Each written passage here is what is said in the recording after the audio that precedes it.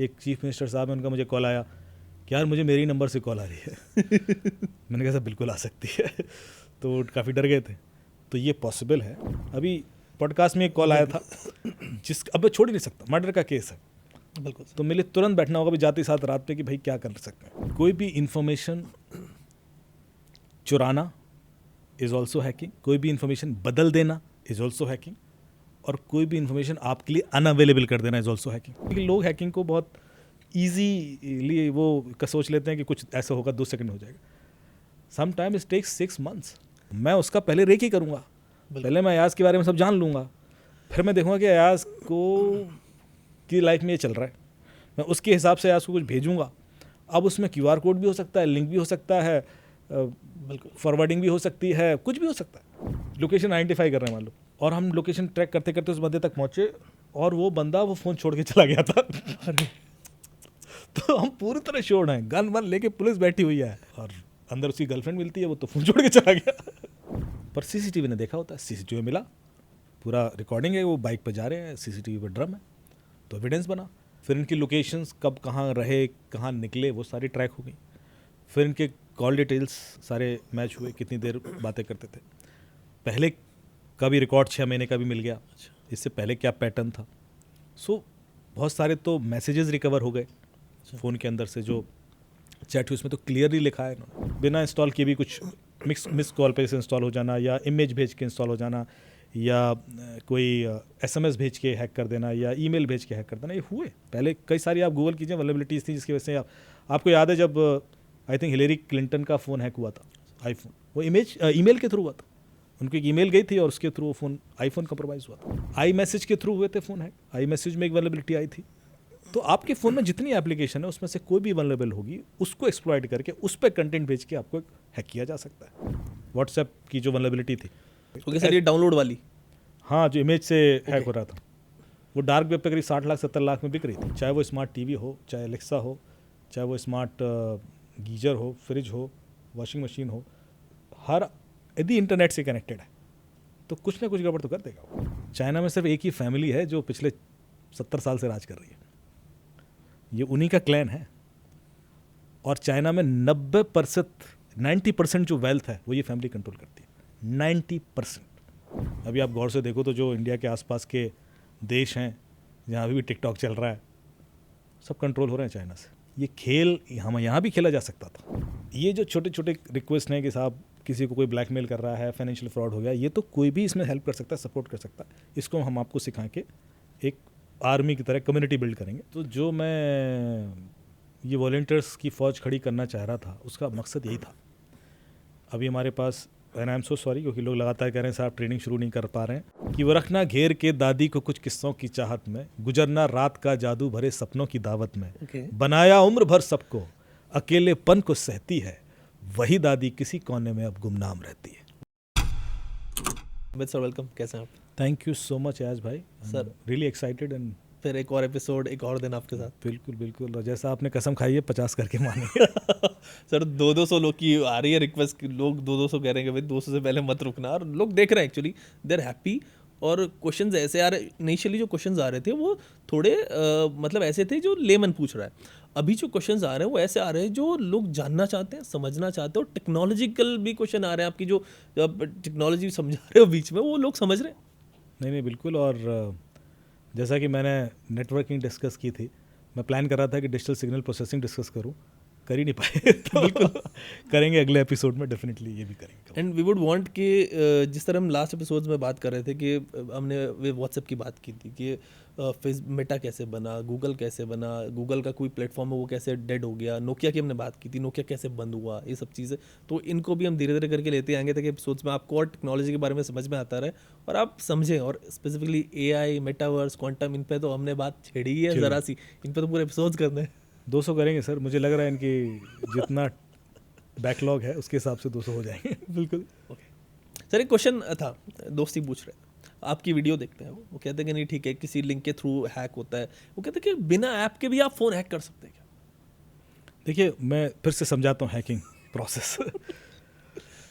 कोई भी इंफॉर्मेशन चुराना इज़ ऑल्सो हैकिंग, कोई भी इंफॉर्मेशन बदल देना इज़ ऑल्सो हैकिंग, और कोई भी इन्फॉर्मेशन आपके लिए अनअवेलेबल कर देना इज ऑल्सो हैकिंग। आप ही की इन्फॉर्मेशन है, आप एक्सेस नहीं कर पा रहे हो। मैंने आपके बैंक अकाउंट में 5 बार रॉन्ग पासवर्ड डाला और आप खुद ही उसको नहीं लॉग इन कर पा रहे, वो लॉक हो गया 24 घंटे के लिए। मैंने आपका फ़ोन मिल गया है पड़ा, मैंने उसमें ऐसे पैटर्न डालता गया और वो लॉक हो गया, हो जाता हो। बिल्कुल बिल्कुल।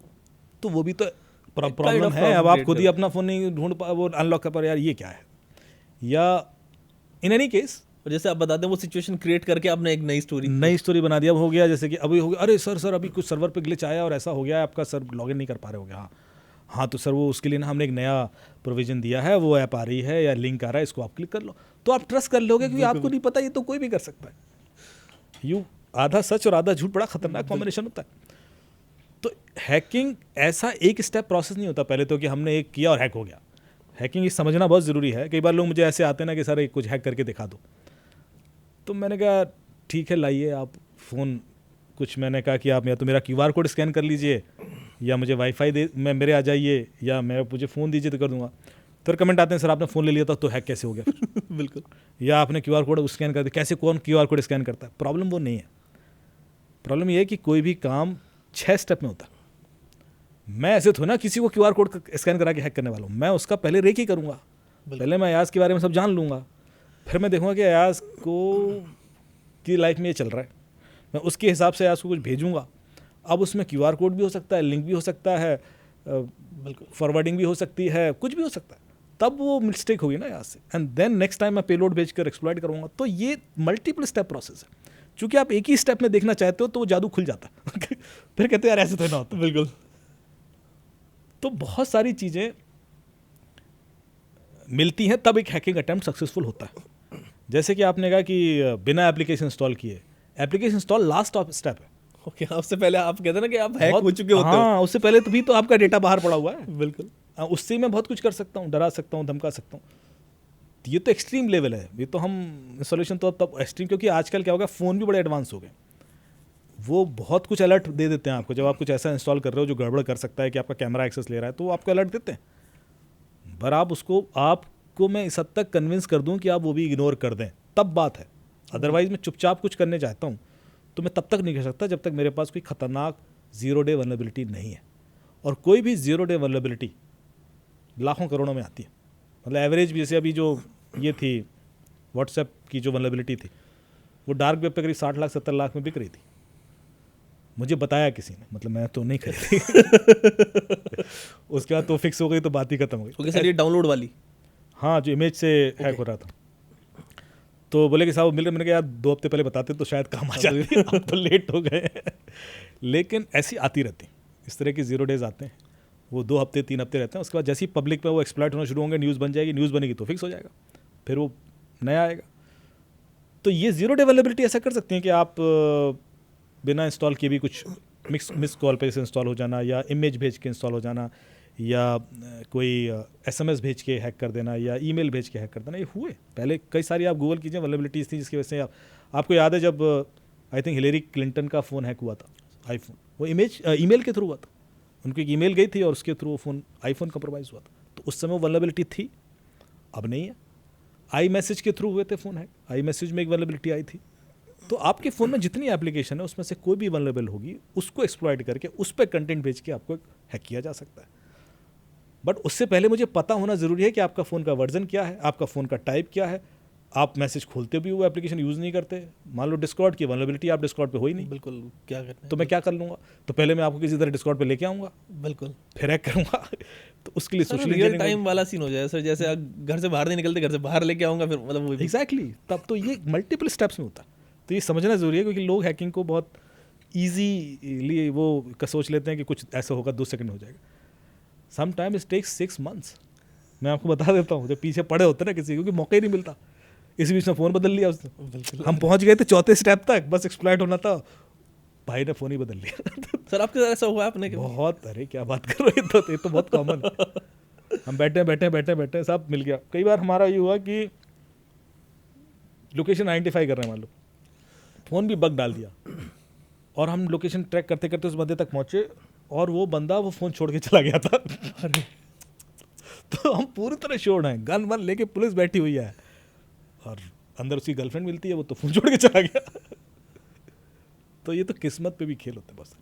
ओके फाइन सर, एक और तरीके का स्कैम है, मैं एक रिपोर्ट पढ़ रहा था पिछले हफ्ते, जब मैं सर्च करता रहता हूँ केसेस इस तरीके से, तो उसमें उत्तराखंड में ऐसा हो रहा था कि जो 2 टियर सिटीज़ और 3 टियर सिटीज़ में होम मेकर्स हैं लेडीज़, उनको स्पेसिफिकली कॉल्स आ रहे थे टारगेट करके।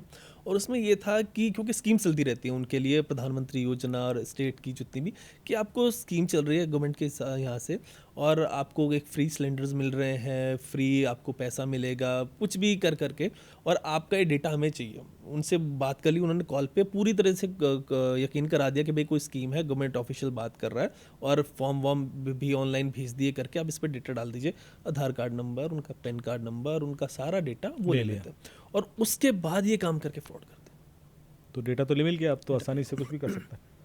तो इन चीज़ों से कैसे बचे, क्योंकि वो लोग, क्योंकि स्कीम चलती रहती है और उधर इतनी अवेयरनेस भी नहीं होती, तो ये तो कैसे जो आइडेंटिफाई होगी? तो जो मैं ये वॉलंटियर्स की फ़ौज खड़ी करना चाह रहा था, उसका मकसद यही था। अभी हमारे पास, and I am so sorry, क्योंकि लोग लगातार कह रहे हैं साहब ट्रेनिंग शुरू नहीं कर पा रहे हैं। लास्ट वीडियो में पता है क्या किया, आप जब ट्रेनिंग की बात कर रहे थे तो बीच में मैंने क्वेश्चन कर दिया, हाँ, वो डेट नहीं आ पाई, क्वेश्चन कर दिया और वो बीच में आपकी बात कट गई। उस पर मुझे कमेंट किए हैं कि सर बता रहे थे ट्रेनिंग कब होगी, आपने बात काट दी है बीच में। मैंने अब काटी है, लेकिन अब सर पूरा करेंगे उसको। तो अभी तक शुरू नहीं हुई है। पहले तो लोगों को कई बार लग रहा है ऐसा तो नहीं, हमें नहीं इनवाइट किया और हो गई है, तो हम नहीं कर पाए, बिकॉज इतना डेटा था कि यदि हम 10,000 की ट्रेनिंग शुरू कर दें और 30,000 लोग रह जाएंगे तो फिर दोबारा करना बहुत मुश्किल होगा, क्योंकि मेरे लिए भी एक टाइमिंग देना है, और चूंकि हम ये फ्री कर रहे हैं तो बार बार नहीं कर पाएंगे। तो इसलिए पहले डेटा ऑर्गेनाइज कर लें, वो भैया बहुत कॉस्टली होता है। बिल्कुल। डेटा इकट्ठा करके फिर उसको SMS करेंगे, व्हाट्सएप करेंगे, कॉल करेंगे, ईमेल करेंगे, उसमें एफर्ट लगा। और मेरे पास इंटर्न अभी 2 ही 3 हैं जो ये कर रहे हैं, और लगातार रिक्वेस्ट आती जा रही हैं। तो मैंने कहा एक सही उस पर आएगा, लेकिन मकसद उसका यही है, जो भी ये 30-40 हज़ार लोग हैं, इनको हम इस हद तक कैपेबल बना दें कि ये फर्दर मेरे दूत बन जाएं, जो गांव-गांव में जाके लोगों को बताएं। मतलब उनको हम लोकल स्कूल में जब ये बोलने जाएंगे, and I will recommend them strongly कि मेरे द्वारा ट्रेंड है, और मैं, क्योंकि मेरे पास हर स्कूल से आती है रिक्वेस्ट कि सर आप यहाँ आ जाइए, पर मैं हर जगह जा ही नहीं सकता। मतलब दूर दूर, तो चाहे वो लद्दाख से लेकर केरला तक, हर जगह से मेरे पास रिक्वेस्ट आती। इस वजह से मुझे लगा कि क्यों ना हम अपने और लोग खड़े करें जो जाके वहाँ पर बच्चों को सिखाएं, और जो सीनियर सिटीजन्स हैं उनके संग बात करें, उनको सिखाएं। तो हम उस तरीके की अवेयरनेस गांव-गांव में पहुंचा दें। एक बार वो पहुंच गई तो मान लीजिए साइबर क्राइम की रेट टूट जाएगी। फिर हमारे पास ये होगा कि हम अपग्रेड करते रहें, क्योंकि देखिए ये लोग भी इवॉल्व करेंगे, वो आगे सिखाएंगे हाँ, तो लेकिन ये कंटिन्यूस प्रोसेस होगा। बट आप अपने आप को एज ए लीडर इस्टेब्लिश करोगे उस एरिया में, कि कल के दिन किसी किस्म की प्रॉब्लम होती है तो आप हेल्प कर पाओ। क्योंकि जब मेरे पास आती है तो मैं ओवरलोडेड हो जाता हूँ। सर एक बंदा क्या करेगा एग्जैक्टली, नहीं कर सकता। तो अभी भी इतनी आ रही है, सर आप मेरी ईमेल का जवाब नहीं दे रहे हो। मैं सच बता रहा हूँ कि चाह के भी नहीं कर पाता कई बार, क्योंकि लगातार भाग रहा हूँ। तो एक बार हम ये खड़ा कर लेंगे तो शायद वो लोड कम होगा फिर।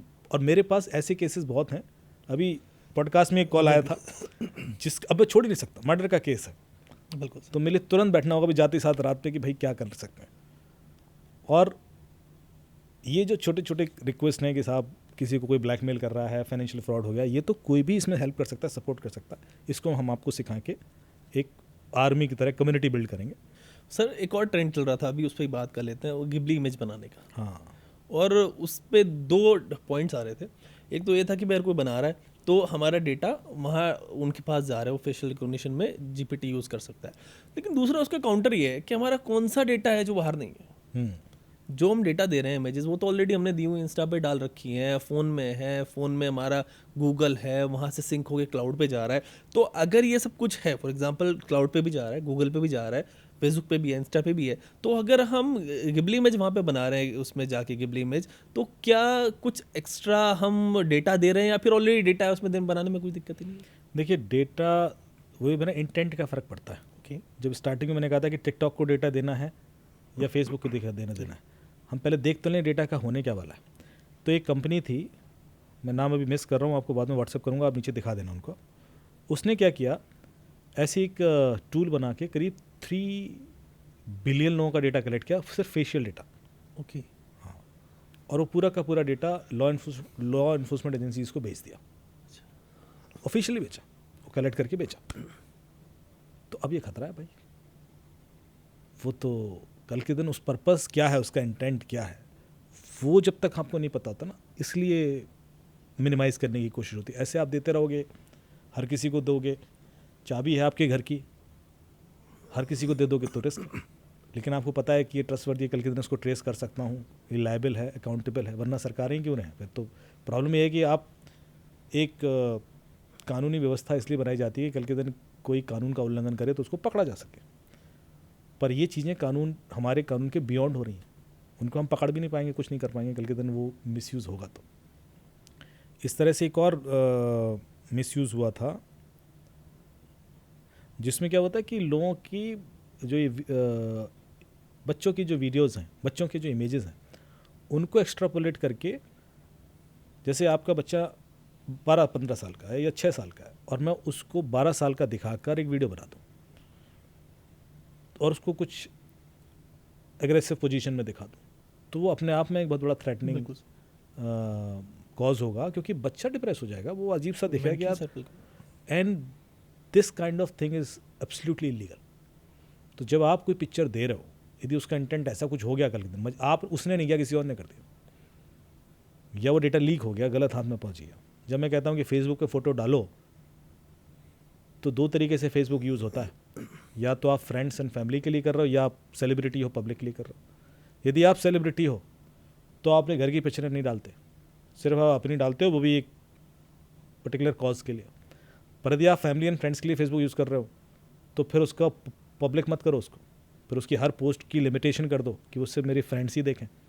The moment it will become public, कोई भी उसको स्क्रैप करके निकाल के मिसयूज़ करेगा ना, तो आपने क्यों कर दी पब्लिक। सो 2 सेटिंग जो हमने पहले भी बताई थी कि अपनी फ्रेंड लिस्ट प्राइवेट कर लो और अपनी पोस्ट की विजिबिलिटी अपने दोस्तों तक ही रखें, कि मेरी कोई भी पोस्ट सिर्फ मेरे दोस्त देखें। लोग, हर आदमी सेलिब्रिटी बनना चाह रहा है, तो उस चक्कर में कई बार ऐसी चीज़ें भी पब्लिक कर देता है जो नहीं होनी चाहिए। तो ये एक मिसयूज़ है। इस वजह से गिबली का मैं थोड़ा सा विरोधी रहा। मैंने कहा जिस तरीके से लोग एक दिन में बिल्कुल billions and billions of images they collected,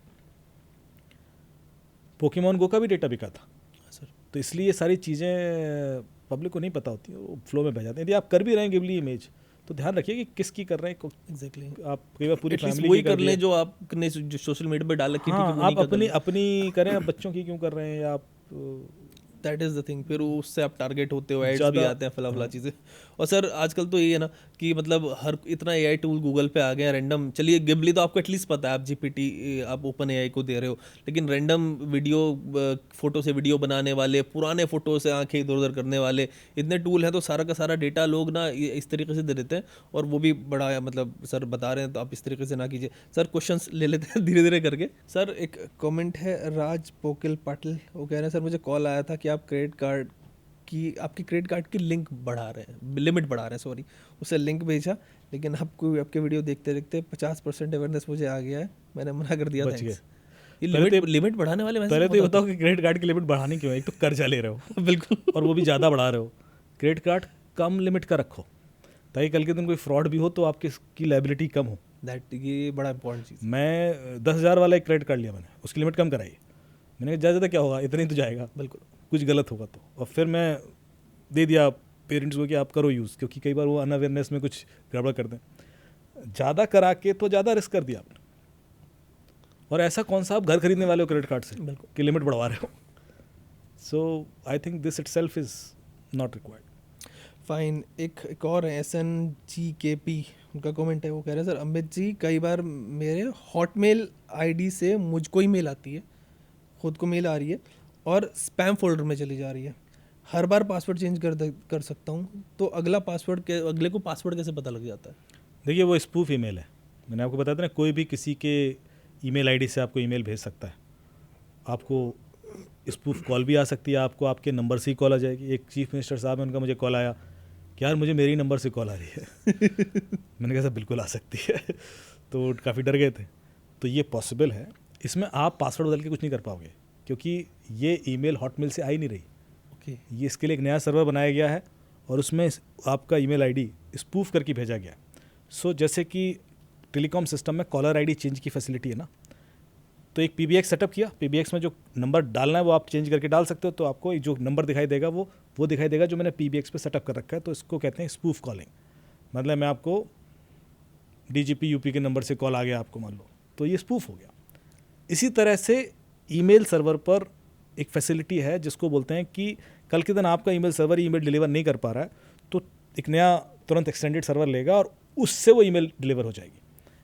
ये जो फैसिलिटी है इसको एज ए वल्नरेबिलिटी एक्सप्लॉइट किया जाता है, फाइन। और वो स्पूफ ईमेल है। तो इसमें आप देखिए वो स्पैम में इसीलिए जा रही है क्योंकि वो स्पूफ है। एग्जैक्टली सर, एक क्वेश्चन और है, वो कह रहे हैं क्या स्मार्ट टीवी भी ऑडियो और वीडियो लोकेशन की रिकॉर्डिंग कर सकते हैं क्या? उसमें कैमरा तो नहीं होता? नहीं होता है, कई सारे जो टीवीज़ हैं वो कैमरे के संग भी आ रहे हैं, कई सारे ऑडियो डिटेक्शन के संग भी आते हैं कि वॉइस कमांड पे चलते हैं।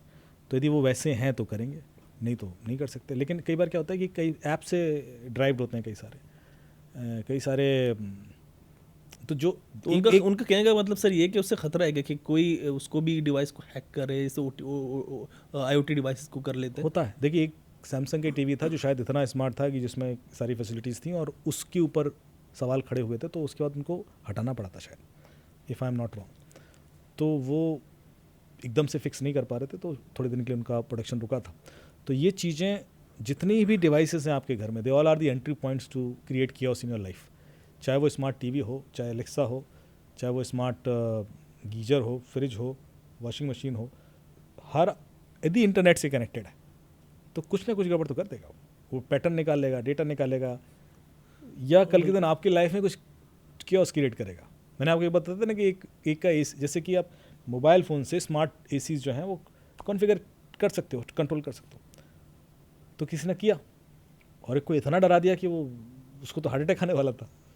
वो कह रहा है कि मेरा एसी, मैं बैठा हूँ ठंडों में, नवंबर के महीने में, और अचानक वो चलना शुरू हो गया, स्टार्ट हो गया पहले तो, उसके बाद वो 20, 22, 21, 20, 18 पे जाके रुक गया। 18 ही होता, मैं देखा ना यार ठंड लगने लगी मुझे, मैं रिमोट ढूंढा कहाँ है, रिमोट ही नहीं दिख रहा था। बोले रिमोट ढूंढ के मैंने बंद कर दिया, फिर बैठ गया, फिर थोड़ी देर बोले टक से ऑन हो गया कियोस क्रिएट हो जाता है। फिर बोले वो 18 पे अटक गया, फिर बंद किया। अब मैं घबरा गया, बोले तो ये क्या हो रहा है। सो जो लोग टेक्नोलॉजी को इतना नहीं समझते, खासतौर से सीनियर सिटीजन वगैरह, उनका टीवी कंट्रोल कर ले, कोई हॉरर फिल्म चला दे, कुछ भी हो सकता है। सो पहले तो समझना जरूरी है कि सारी चीज़ें पॉसिबल हैं, मोबाइल से कंट्रोल हो जाती हैं। कोई फाइन सर, अब आपकी कोई स्टोरी, फिर उसके बाद हम वाइंड अप करते हैं। देखिए हुआ क्या था कि एक सज्जन थे, उनका कोई कंटेंट था जिसको लेकर उनकी लाइफ में प्रॉब्लम क्रिएट हो गई। तो उन्होंने मुझे कॉल किया, उन्होंने कहा साहब यदि आप देख लें, डीप फेक कंटेंट है जिसमें वो सज्जन किसी महिला के संग दिखाई दे रहे हैं। सर वीडियो कंटेंट था? वीडियो कंटेंट था, और बोले कि इसको आप यदि एक सर्टिफिकेट दे दें कि डीप फेक है, चूँकि डीप फेक है, लोग मुझे परेशान कर रहे हैं कॉर्पोरेट लाइफ में, तो मेरे ऊपर जो इंक्वायरी है वो बंद हो जाएगी, ऐसे करके। तो मैंने कहा कि ठीक है, हम इन्वेस्टिगेशन करा लेते हैं। मैंने अपनी टीम को दिया और वो फ्रेम बाई फ्रेम हमने इन्वेस्टिगेट किया। सुबह टीम ने रिपोर्ट दे दी कि साहब ये तो रियल है। तो मैंने कॉल किया, मैंने कहा तो रियल है?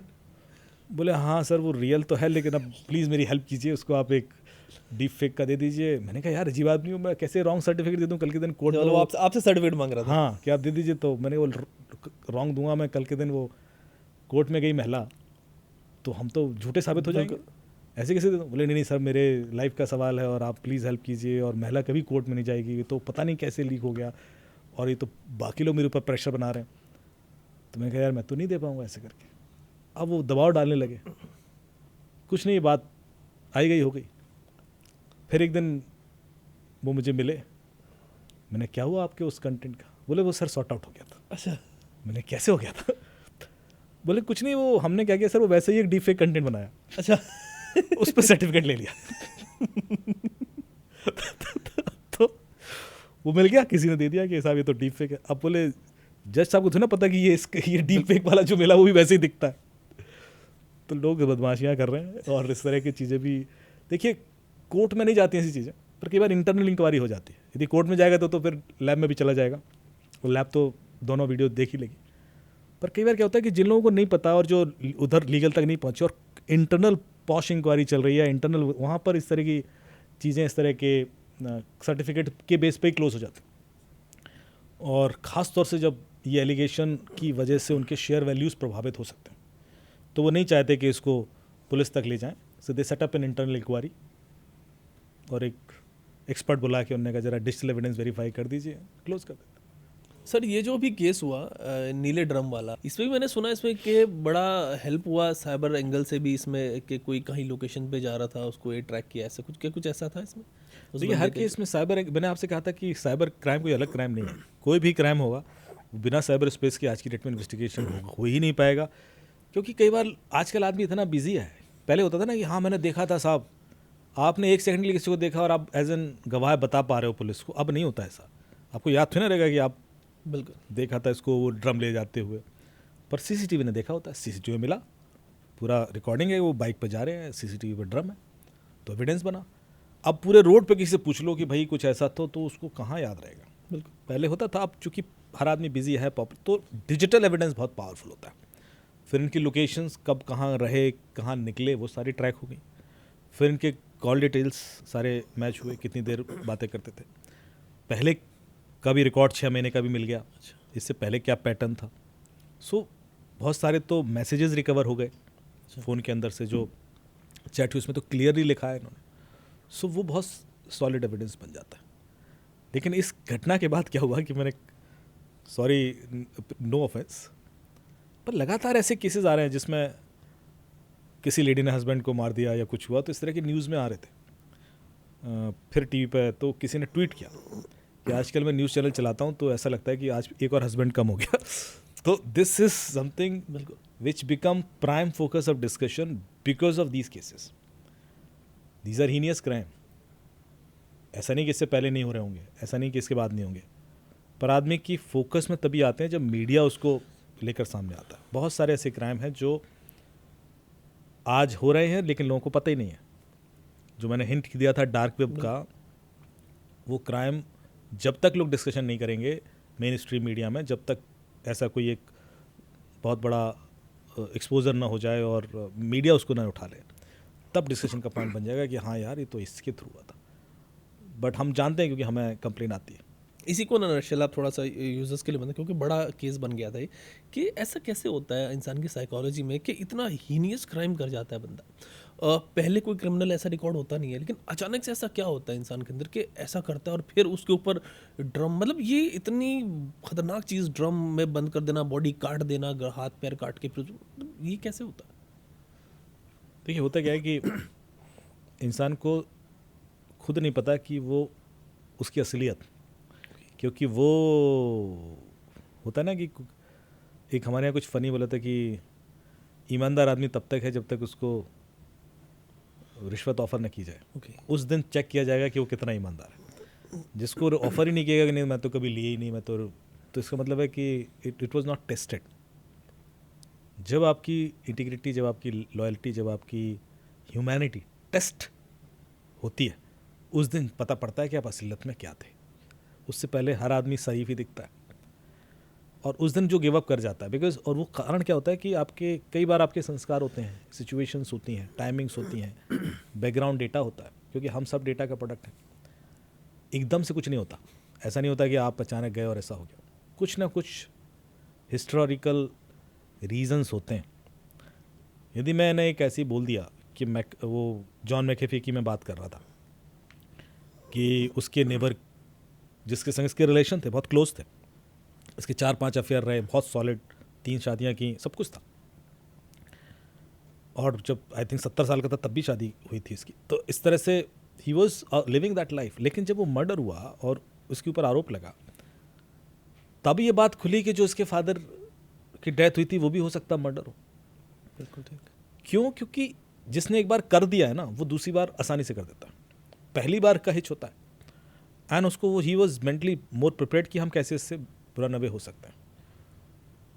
तो जो लोग भी कर रहे हैं इस तरह की हीनियस क्राइम, पहले तो ये देखना चाहिए कि इससे पहले उन्होंने जरूर कुछ ना कुछ ऐसा किया है लाइफ में। हम सिर्फ उस क्राइम पर फोकस हो जाते हैं। कोई ना कोई हिस्टोरिकल कन्विक्शन होता है जिसकी वजह से ये कॉल ले पाते हैं। यदि नहीं किया है तो पहला कॉल लेने में, पहली बार बेईमान बनने में बहुत हिम्मत चाहिए होती है, पहली बार क्रिमिनल बनने में बहुत हिम्मत चाहिए होती है। पहली बार जुआ खेलने में बहुत हिम्मत चाहिए होती है, पहली बार शराब पीने में बहुत हिम्मत चाहिए होती है, पर जब आप पहली बार कर देते हो तो फिर दूसरी बार की नहीं चाहिए होती। सो द पॉइंट इज, और वो दूसरी बार ज़्यादा खतरनाक हो सकता है या ही नहीं हो सकता।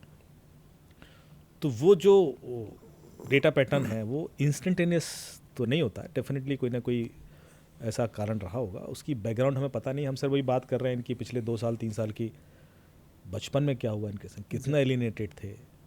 बहुत सारे ऐसे केसेस होते हैं जिसमें बच्चे लाइफ में टॉर्चर से गुजरे होते हैं और फिर वो क्रिमिनल बन जाते हैं, क्योंकि वो रिवॉल्ट कर रहे होते हैं सोसाइटी से कि मुझे परेशान किया, मैं दिखाता हूँ। ये वाला एक एटीट्यूड आ जाता है। उस एटीट्यूड में वो कुछ भी कर देंगे, वो कितना भी खतरनाक कॉल ले लेंगे।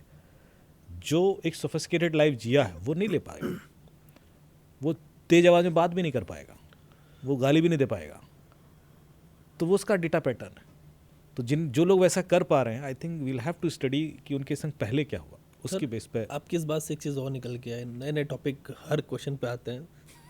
अभी आप देखिए कि जैसे आप कह रहे हैं कि पुराना डेटा मौजूद नहीं था, लेकिन अब जो है, अब तो डेटा मौजूद है। अब ये लोग जो आगे जाएंगे, अगर ये कुछ इस तरीके का क्राइम कर, पोटेंशियल क्रिमिनल जो हो सकते हैं, तो उनका डेटा हर किसी के पास मौजूद है। चाहे वो गूगल हो, इन्होंने क्या क्या किया है, कैसे कैसे पोस्ट करते हैं, क्या क्या इंस्टा पे अपलोड कर रहे हैं, क्या लाइक है उनकी, कैसी वीडियोस देख रहे हैं। तो ये तो काफ़ी हेल्प, मतलब एजेंसीज को भी इससे काफ़ी मिल जाएगी। अभी यूएस का 1-2 साल पहले मैं देख रहा था कि they were working on a tool कि सोशल मीडिया एनालिसिस करके they can predict a crime on a week in advance. Okay, कि 1 हफ्ते पहले बता दूंगा कि ये बंदा क्या करने वाला है, गड़बड़ करने वाला है, कुछ मतलब यदि कुछ एनोमली दिखती है, क्योंकि उसका जो पैटर्न है वो प्रिडिक्ट कर सकता है। और वो बोले कि हम 80-90% एक्यूरेटली प्रिडिक्ट कर सकते हैं। ये तो मैं 2 साल पुरानी की न्यूज़ बता रहा हूँ, तो अभी हो सकता है कि वो उस पर और प्रोजेक्ट पे काम कर रहे हो। तो ये होगा, एआई यही तो करने वाला है। क्योंकि हम सब लाइफ का यदि पुराना डेटा मिल जाए तो वो डेफिनेटली बता देगा कि इसकी लाइफ में रिलेशंस कैसे होने वाले हैं, इसका कैरियर कैसा होने वाला है, काफ़ी हद तक। और लेकिन ऐसा नहीं है कि ये चीज़ें पूरी तरह डेटा ड्रिवन ही होंगी। देखिए, 2 तरीके से फिलॉसफी की जाती है।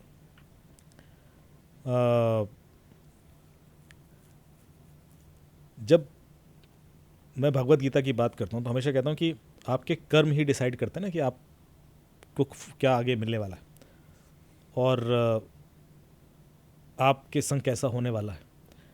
आपको याद नहीं होगा, कई बार आप कर्म कर दिए और छोड़ दिए। जब लोग कहते हैं कि भाई डोनेट कीजिए या हेल्प कीजिए, सेवा कीजिए, इंस्टेंटली नहीं मिलता, बट देन आपकी लाइफ स्मूथ हो जाती है। हो सकता है कि काफ़ी सारी मुसीबतों से वो आपको बचा ले। लेकिन इन रियलिटी आप यदि इस तरह के प्रॉब्लम से गुजरे हैं जहाँ पर कुछ टॉर्चर हुआ आपके संग, वो हुआ और वो है, उससे उस समय आपको यदि अलग कर दिया जाए तो वो चेंज किया जा सकता है जो आपके संग हो सकता था। This is possible. तो ऐसा नहीं है कि आप उसको छोड़ दो, अब तो वो होना ही है क्योंकि डेटा ऐसा, अब तो फंस गया बेचारा। बिल्कुल ऐसा नहीं होता। यदि आपको एक गाइडेंस सही मिल जाए, गुरु सही मिल जाए, तो वो आपको डायरेक्शन दे सकता है कि ठीक है, डिटैच करा सकता है, उस चीज़ को मेलो डाउन कर सकता है। वरना आप अकेले घुलते रहोगे। कई बार होता है कि आप किसी के प्रति जेलसी लेके बैठो, नफरत लेके बैठो और ऑलमोस्ट डिसाइड कर चुके आप ऐसा कर दोगे, but if you will discuss with someone तो वो ख़त्म हो जाता, क्योंकि आप लाइट हो जाते हो। बिल्कुल वैसा ही इम्पैक्ट होता है जब आप किसी टीचर, किसी फिलोसफर, किसी चिकित्सक के संपर्क में आते हो। वो यही करता है, वो समझ जाता है कि इसका पुराना हिस्टोरिकल प्रेशर, बर्डन इसको नहीं जीने दे रहा और इसकी वजह से कुछ गड़बड़ कर देगा, ये सुसाइड कर लेगा। पर हम बचा लेते हैं ना सुसाइड से। तो ये मोमेंट यदि हमें आइडेंटिफाई हो जाए ना किसी के हिस्टोरिकल डेटा में, तो उसमें सही गाइडेंस देकर, सही हेल्प करके उसको चेंज किया जा सकता है। फाइन सर, अभी एआई एजेंट्स का बहुत सारा कॉन्सेप्ट आ रहा है कि अब एआई एजेंट आगे काम करेंगे। तो इसमें एक सवाल और आया आपकी इस बात से कि अभी हमें क्या लगता है कि एआई आर्टिफिशियल तो है, आर्टिफिशियल इंटेलिजेंस हम उसको बोलते हैं, कि अभी ना वो हमारा अपना नहीं है। फॉर एग्जांपल, मैं अगर जीपीटी से कुछ पूछ रहा हूँ या मैंने उसको अपना कुछ बता दिया कि यार तुम इसी को हेल्प कर, तो मुझे लगता है कि यार वो तो रोबोट है, कंप्यूटर है, आर्टिफिशियल है, वो मेरा अपना कुछ दोस्त नहीं है। तो क्या आगे जाके कॉन्सेप्ट ऐसा भी आ सकता है जैसे आप बता रहे हैं कि गाइडेंस मिल जाए, उसको मेरा ट्रैक रिकॉर्ड पड़ता हो कि मैं क्या कर सकता हूँ, और आगे जाके वो मेरे को रोक ले, मेरा दोस्त है, मेरे अपने दोस्त को मैं शायद सारी बातें नहीं बताऊँगा, लेकिन अगर कोई मेरा पर्सनलाइज एजेंट है, पर्सनलाइज एआई है, मेरी डेटा उसको पता है, मैं उससे बात करता हूँ आराम से बैठ के, और वो आगे जाके प्रेडिक्ट कर सकता है कि यार तू ना डिप्रेशन में जा सकता है, तेरे ये ताल्लुकात इससे ठीक नहीं है, या आगे तू क्राइम कर सकता है, या तुम ये फला चीज़ कर सकता है, और वो उसको रोक सके। क्या आगे ये पॉसिबल है कि हम एआई पे ट्रस्ट कर सकें, या उसमें इतना अपनापन मेरा आ सके कि यार मैं उसको बहुत सारी चीज़ें बता दूँ? देखो, आप चाहे ना चाहे आगे ये होगा। ओके। आप एआई पे कब तक ट्रस्ट नहीं करेंगे? जब हर जगह एआई हो जाएगा तो आपको ट्रस्ट करना ही पड़ेगा। आपके ऑथेंटिकेशन से लेकर आपके वैलिडेशन, सारे काम जो है ऑटोमेशन अल्टीमेटली एआई से हो जाएगा। तो आप एआई पे ट्रस्ट करेंगे, फिर एआई पे ट्रस्ट आप अपनी पर्सनल चीज़ों के लिए भी करेंगे, ठीक है, करना ही पड़ेगा। जो प्रॉब्लम है ये सही है कि एआई भी बायस्ड होगा। कुछ चीज़ों के लिए एआई आपको हो सकता है जिस तरह के डेटा से वो ट्रेन हुआ है उस हिसाब से गाइडेंस दे। ओके, अच्छा, बायस्ड होगा। हर देखो, कोई भी चीज़ अनबायस्ड हो नहीं सकती। ठीक है।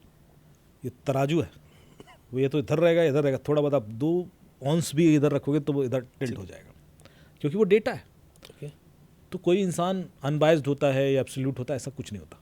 हर आदमी की एक ओपिनियन होती है, और उस ओपिनियन का रीज़न होता है क्योंकि उसके पास उस तरह का डेटा था, उसका अनुभव ऐसा है। वो कहता है यार मेरा अनुभव ऐसा है, मैं ऐसा इसलिए सोचता हूँ, तो ही इज़ नॉट रॉन्ग। दूसरे वाले का दूसरे तरीके का तो वैसा सोचेगा। बोथ आर गुड, और ऐसा ही होना चाहिए। हम यूनिफॉर्माइजेशन करने के चक्कर में गड़बड़ करते हैं। मैं आपको एक बड़ा फिलोसफिकल चीज़ बता रहा हूँ कि इस दुनिया में जितना वेरिएशन होगा ना उतना अच्छा है। बिल्कुल। यदि हम चाहते हैं कि एक जैसे सब लोग हो जाएं, तो फिर ईश्वर बनाएगा क्यों दुनिया? बिल्कुल, यार एग्जैक्टली। ईश्वर कहेगा यार ये क्या बात हुई बिल्कुल। कि तुम सब एक जैसे कपड़े पहनो, एक ही भाषा बोलो, एक ही जैसे दिखने चाहिए, तो बना। वो तो ईश्वर के लिए 2 मिनट का काम था, वो तो एक चुटकी बजाता लो एग्जैक्टली। सब एक जैसे हो गए, एक ही भाषा बोलेंगे, एक ही जैसा सोचेंगे। वो तो बहुत ही आसान था। He super power, he can do anything. पर आप देख रहे हो कि डाइवर्सिफाई, जितना डाइवर्सिफाई होगा उतना, हर बच्चा अलग। जितना लाइफ है, लाइफ में लाइफ ही तब है कि जब जितना डाइवर्सिफिकेशन होता है। तो इंडिया को मैं इसीलिए आप बहुत जो बता रहे लाइफ दिखाता हूँ, क्योंकि मैं जब किसी दूसरे देश में जाता हूँ तो वो चीज़ें, वो वेरिएशंस कम होते चले गए। वहाँ पे भी रहे होंगे। जो इनिशियल कल्चर कहीं पे भी आप देखोगे तो डाइवर्सिफाइड होता क्या है कि फिर लोग, वो होता ना, एक और चीज़ मैं बोलता हूँ कि आई हेट यूनिटी। एकता जो होती है ना, जो कहते हैं एक होना चाहिए, एकता हमेशा किसी के विरुद्ध होती है। एकता एब्सोल्यूट नहीं होती। एकता कभी ऐसी नहीं होगी कि मैं कहूँगा यार आओ हम लोग एक हो जाते हैं। क्यों एक हो जाते हैं भाई?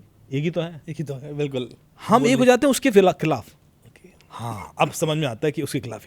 जब तक आपके खिलाफ कोई नहीं है, आप एक होके कर क्या लोगे? तो ऑलरेडी एक ही है अभी। हाँ, हमने तो एक ही है ना। सो एक तो मैं इस वर्ड से इत्तेफाक नहीं रख पाता कि यार एक होना क्यों है, क्योंकि इसका मतलब है फिर आप किसी को खिलाफ बना चुके हो अपने। सो पहले तो एक कॉन्सेप्ट खत्म कर दो कि नहीं होना एक, डाइवर्सिफाइड रहो, जितने वेरिएशंस हैं उतना एंजॉय करो, and then that's what is life all about. ईश्वर ने बनाया इसलिए कि यार आपको हर तरह की चीज़ें मिलेंगी, कलर मिलेंगे, लाइफ मिलेगी, म्यूजिक, ये भी वो भी, सब एंजॉय करो।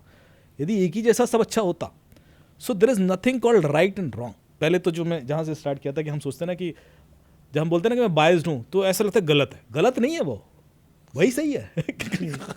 वही चीज़ होनी चाहिए। वो आपने जो बताया था डेटा का प्रोडक्ट है, डेटा का वो प्रोडक्ट है यार, मुझे वैसा मिला तो ठीक है, तो मेरी opinion and I am giving you justification for that, that's okay, you should accept it. और यही तो खूबसूरती है। यदि हर आदमी एक ही तरीके से सोचने लगा, हाँ, तो फिर तो खेल ही खत्म हो गया, फिर तो हम बात ही क्या कर रहे हैं। बिल्कुल, इस चीज़ को एक्सेप्ट कीजिए, और इसको जैसे ही आप एक्सेप्ट कर लेंगे, आप पूरी दुनिया एक्सेप्ट कर लेंगे, फिर आपको किसी से कोई प्रॉब्लम ही नहीं है। ये बहुत बड़ी मैं फिलोसफी की बात बता रहा हूँ, पर मैं कहाँ से शुरू हुआ था मुझे याद दिलाओ। सर हम बात कर रहे थे कि एआई हमारे इतने पर्सनल हाँ, हो जाएंगे कि वो agents पर्सनली हम उसको क्यों यूज़ कर पाएंगे या नहीं, तो डेफिनेटली यूज़ करेंगे।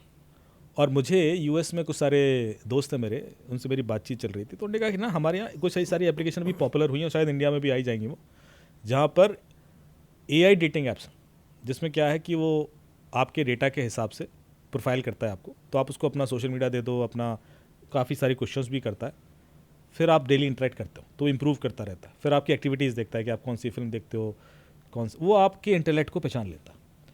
फिर आपको जो लड़कियां हैं या जो लड़के हैं वर्चुअल, उनसे आप इंटरेक्ट करना शुरू करते हो, और बोले वो आपको इतना एंगेज कर लेते हैं, they will be witty, they will be smart, they will be spontaneous, they will be so good कि आपको रियल लोगों से बात करने में आनंद नहीं आएगा।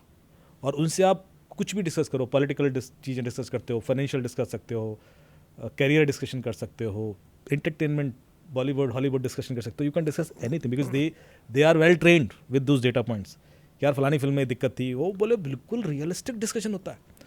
और इतना सही रिस्पॉन्स होता है उस समय कि आप इंगेज हो जाते हो। तो ये चैलेंज आएगा कि इंसान धीरे धीरे एआई के संग ज़्यादा समय बिताएगा, उससे गाइडेंस लेगा, ज़्यादा सेफ फील करेगा, क्योंकि वो जजमेंटल नहीं होगा।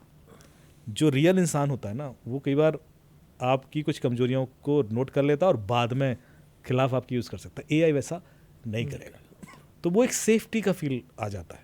मुझे आपके संग कई चीज़ें मैं बताऊंगा कि साहब मेरे अभी एक ऐसा पॉलिटिकल मैटर था, मैं फंस गया था, आपने भी चुपचाप सुन लिया, नहीं कहा कभी मौका मिलेगा ना। बिल्कुल। वो डर रहता है ना इंसान को, तो कई बार वो शेयर ही नहीं करता। हर आदमी की अब ज़िंदगी में कुछ ना कुछ ऐसी चीज़ें हैं जो वो शेयर नहीं करेगा, पर यदि वो शेयर नहीं करेगा तो वो लाइट फील नहीं करता, कहता यार ये तो बोझ लेके जी रहा हूँ मैं। AI can fill that gap. Sir एक और इसी पे जुड़ता हुआ मेरे मन में सवाल आया कि अभी जैसे आप कह रहे हैं कि एआई गैप को फिल करेगा और ऐप्स, ऐसी डेटिंग ऐप्स चल रही हैं कि लोग, एक तो वहाँ वो आपको कंफर्ट दे रहा है पूरा का पूरा, आपके बारे में कुछ बायस नहीं सोच रहा, सब कुछ कर रहा है। और हमने मेटावर्स पे बात की थी और आई वांटेड कि उस पर ना बहुत सारी बात करें, क्योंकि उसमें हमने फिर भी 35-40 मिनट हमने टच किया था। क्वांटम पे भी करना था। क्वांटम पे भी करना था। हम आप देखिए अभी भी हम टच ही कर रहे हैं उसकी चीज़ों को। तो सर इसमें ये था कि आगे जाके जैसे उसमें भी बात की थी, लेकिन एक अलग एंगल से, क्या ऐसा हो ही नहीं जाएगा पूरी तरीके से कि हम जो पर्सनल ह्यूमन टच है वो बिल्कुल ही ख़त्म हो जाएगा? जब मुझे कोई एक ऐसा बंदा मिल रहा है और हर कोई उस बंदे को यूज़ कर रहा है, अभी तो मान लीजिए पर्सनल टच लोगों के हैं, लेकिन हर कोई एआई पे है, और एक एआई ऐप है जो मेरे से बात कर रही है, जो मुझे समझा रही है, मेरी हर चीज़ उसको पता है, और जैसा रिप्लाई मैं चाह रहा हूँ वैसा दे रहा है। तो जैसा आपने कहा, हमें पर्सनल टच की ज़रूरत ही क्या होगी? और क्या मेटावर्स जब आ जाएगा पूरा कॉन्सेप्ट, क्या personal touch, person human connection बिल्कुल ही ख़त्म हो जाएगा? इसमें एक चीज़ आती है कि एक तो हमें, मान लीजिए हम लोग रहे, अपने भाई बहनों के साथ रहे, अपने दादा दादी को हमने देखा, माँ बाप के साथ भी हम लोग रहे, हम बिना मोबाइल फ़ोन के हमने जनरेशन देखी है पूरी। अभी जो अगले 10-5 साल में बच्चे आने शुरू होंगे वो एआई ही देखेंगे, और उसके बाद तो पर्सनल ह्यूमन टच और कम हो जाएगा कनेक्शन, और वो सिर्फ एआई से ही बात करेंगे। तो जब वो एआई से ही बात करना शुरू कर देंगे और वो जब बड़े होंगे तो वो एआई पे ही ट्रेंड हैं, एआई से ही बात कर रहे हैं, पर्सनल कनेक्शन खत्म हो गए, तो क्या ऐसा हो नहीं जाएगा पूरी तरीके से कि आदमी आदमी से बात ही नहीं करेगा, बस एआई से ही बात करेगा? ये कुछ हद तक हो रहा है। आप यदि पिछले 20 साल का पैटर्न देखें, जो आपने बड़ी अच्छी बात बोली कि जब हम बचपन में थे तो हमारे जो रिलेटिव, जब बात होती थी ना कि हमारे खास परिवार के लोग कौन है, तो हमारे कम से कम 30-40 ऐसे रिलेशंस होते थे जो क्लोज होते थे।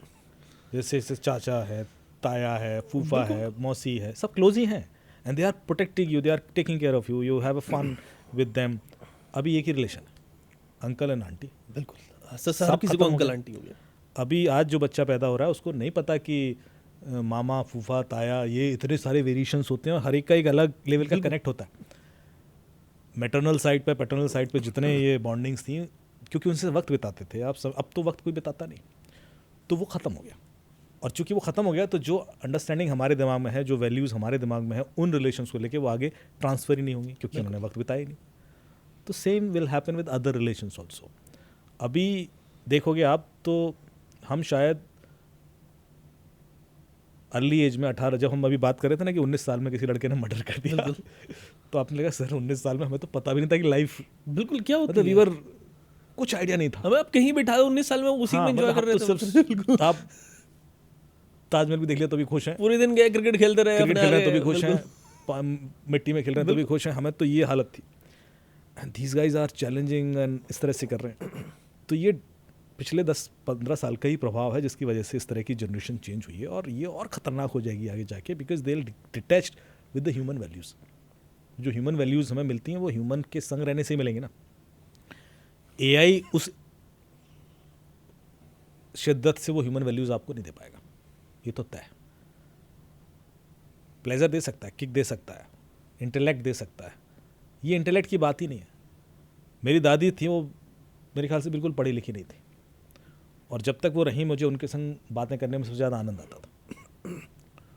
तो मैंने देखा कि कैसे कैसे रिलेशन चेंज हुए, क्योंकि मैं बचपन में हम थे तो हम घंटों बैठे हैं उनके संग, 5-6 रात में यदि 4-5 घंटे उनके संग कहानी ना सुने तो हम नींद ही ना आए, ये वाली हालत।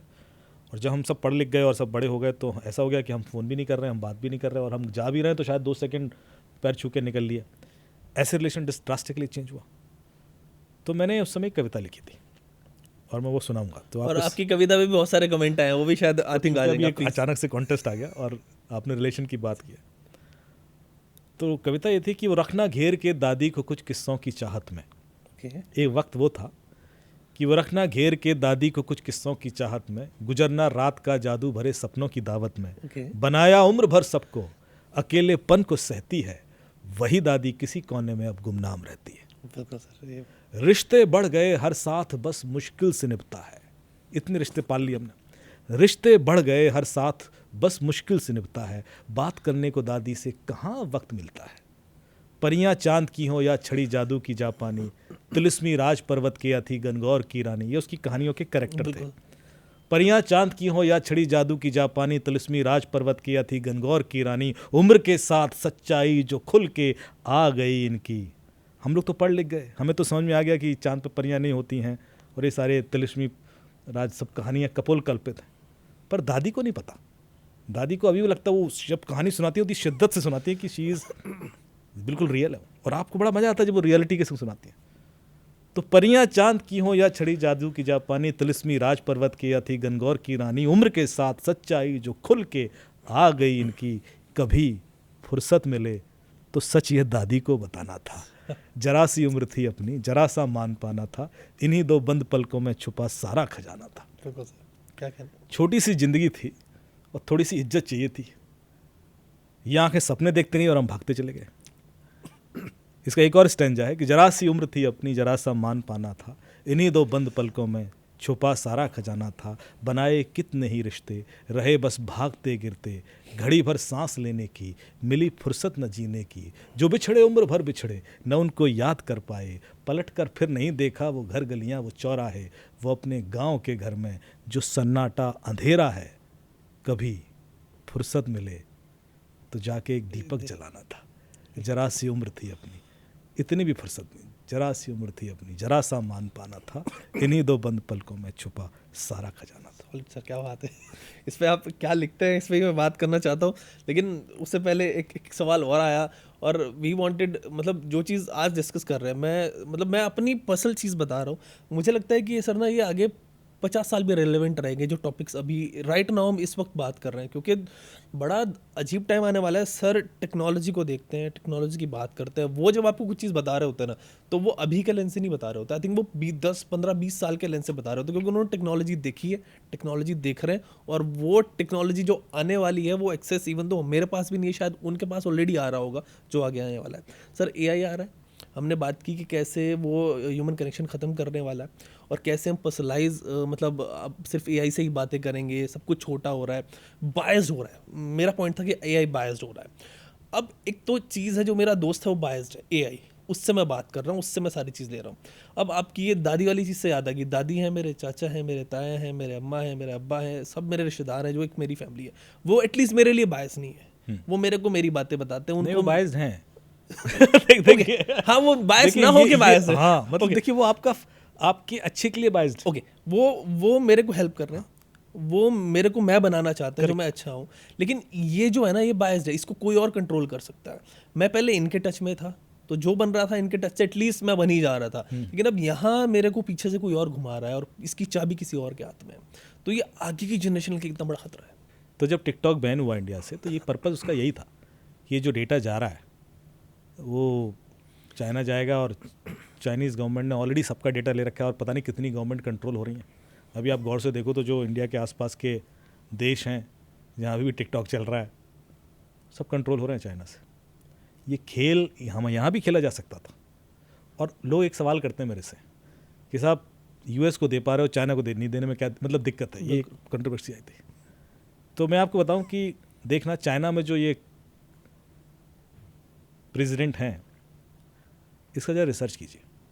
ओके, चाइना में सिर्फ एक ही फैमिली है जो पिछले 70 साल से राज कर रही है।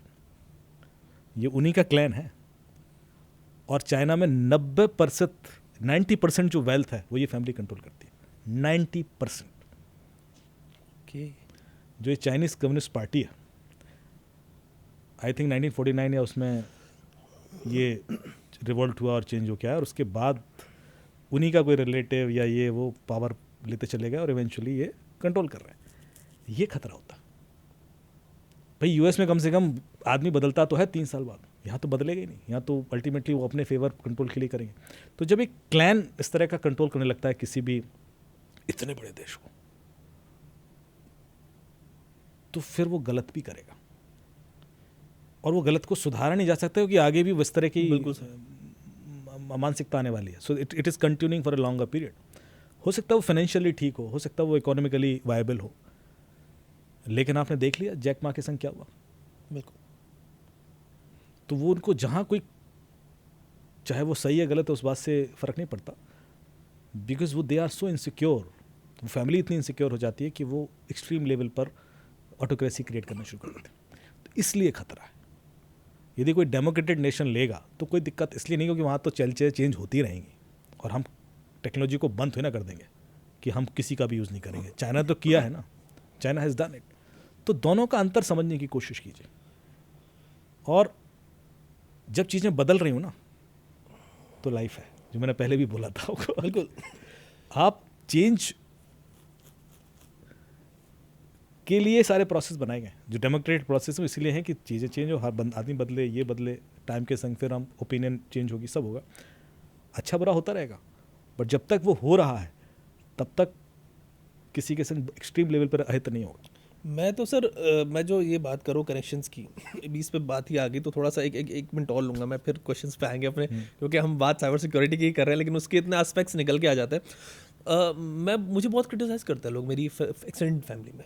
उनका क्रिटिसिज्म, उनकी वजह ये है कि मैं उनसे कहता हूँ कि यार जब आप लोग अपने दादा दादी से मिलने गाँव में जाते हो, तो जो छोटे बच्चे हैं 2-3 साल के, 4 साल के, उनसे कहो कि वो उनकी लैंग्वेज में बात कर लें उनसे।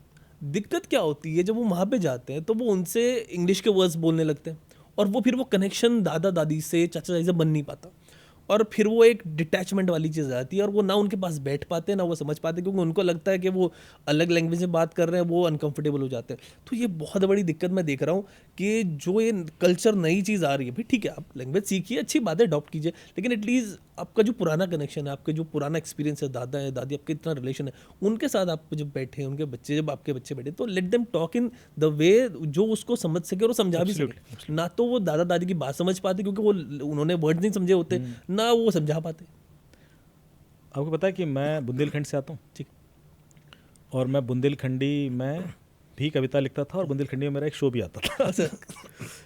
जबकि मैं हिंदी भी ठीक ठाक बोल लेता हूँ और इंग्लिश भी। मैंने बुंदेलखंडी में इसलिए बोला, मैंने कहा वो जिंदा रहे लैंग्वेज। बिल्कुल। तो चूँकि मुझे आती है, हो सकता है अगली जनरेशन को वो आई ना, तो मेरा एक इंटरेस्ट था। ये बात आपने इतनी पावरफुल बात कही है, और ये जो प्रॉब्लम है ना, ये थोड़ा सा मुझे ऐसा लगता है, मेरा हो सकता है मैं गलत हूँ, कि हिंदी बेल्ट के संग ज़्यादा है। बिल्कुल। यदि आप साउथ में जाएंगे, तमिल, तेलुगु, कन्नड़, मलयालम, वो फिर भी इंटैक्ट हैं। वो बाहर भी जाएंगे तो वो अपनी भाषा में ही बात करेंगे। इनफैक्ट पंजाबियों को मैंने देखा है, मुझे कनाडा में मैंने देखा 30-30 साल से जो पंजाबी आज भी पंजाबी ही बोलते हैं। इनफैक्ट वहाँ से पंजाबी सिंगर ज़्यादा आ रहे हैं इंडिया में, इंडिया से कम जा रहे हैं। बिल्कुल। तो इतनी अच्छा म्यूज़िक दे रहे हैं, लिख रहे हैं, क्योंकि वो लैंग्वेज नहीं छोड़ी उन्होंने। मराठी लोग भी अपनी लैंग्वेज इंटरेक्ट करके रखे हुए हैं। हिंदी के संग प्रॉब्लम यह है कि अजीब सा गिल्ट है हिंदी में लोगों को। हिंदी में बात करने वाले को इंटेलेक्ट नहीं माना जा रहा है, इंग्लिश में बात करेगा आदमी तो इंटेलेक्ट माना जा रहा है। ये जो वो प्रॉब्लम है वो रही है।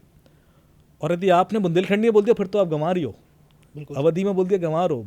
ईस्टर्न यूपी, वेस्टर्न यूपी की जो लोकल लैंग्वेजेस हैं वो तो आप परसेप्शन सर ऐसा बोल ही नहीं सकते आप कहीं पर। मतलब ये इतना बड़ा वो हो गया, जबकि वहाँ पर इतना साहित्य लिखा गया है उस लैंग्वेज में, इतना किताबें होंगी, पर वो तो पढ़ने की बात तो आप छोड़ दो, बोलने के लिए भी लोग संकोच कर रहे हैं।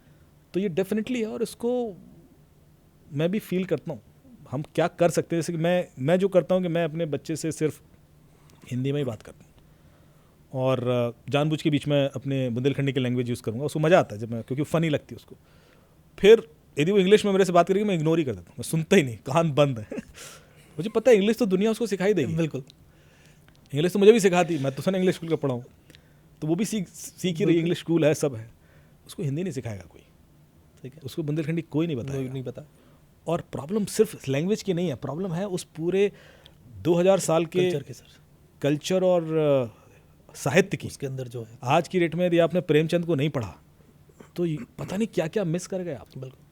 यदि आपने जितने भी हमारे हिस्टोरिकल जो साहित्यकार हैं, क्योंकि आज भी मैं जब उनके पढ़ता हूँ ना, मैं तो प्रेमचंद का इसलिए एग्जाम्पल दे रहा हूँ कि आई लव हिज राइटिंग, कि वो वन लाइनर मार देते हैं बीच बीच में ना, एक ऐसा एक लाइन अपने आप में कहानी होगी कि इस तरह सिचुएशन में लोग ऐसा बिहेव करते हैं, ऐसा होता है उनका, और मुझे यहाँ तक चुभ जाती हो कि यार ये बंदे ने कैसे फील कर लिया है।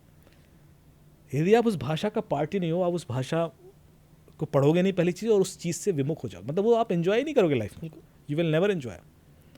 जैसे कि अब चूंकि आप लैंग्वेज पे आ गए तो मैं थोड़ा बिग सुनाऊंगा, क्योंकि एक बार कंपैरिजन हो रहा था इसका इंग्लिश लिटरेचर का हिंदी लिटरेचर का, तो मैंने भी इंग्लिश में कुछ पोएम्स लिखी थी, तो मैंने उनको समझाना शुरू किया कि जब मैं कविता लिखता था, मैं गुरुजी के पास गया तो उन्होंने मुझे डांट दिया, मैं क्या लिखा है, ऐसे थोड़ा ना होता है, सिर्फ राइमिंग कर देने से कविता थोड़ा ना बन जाती है, भाव कहाँ है।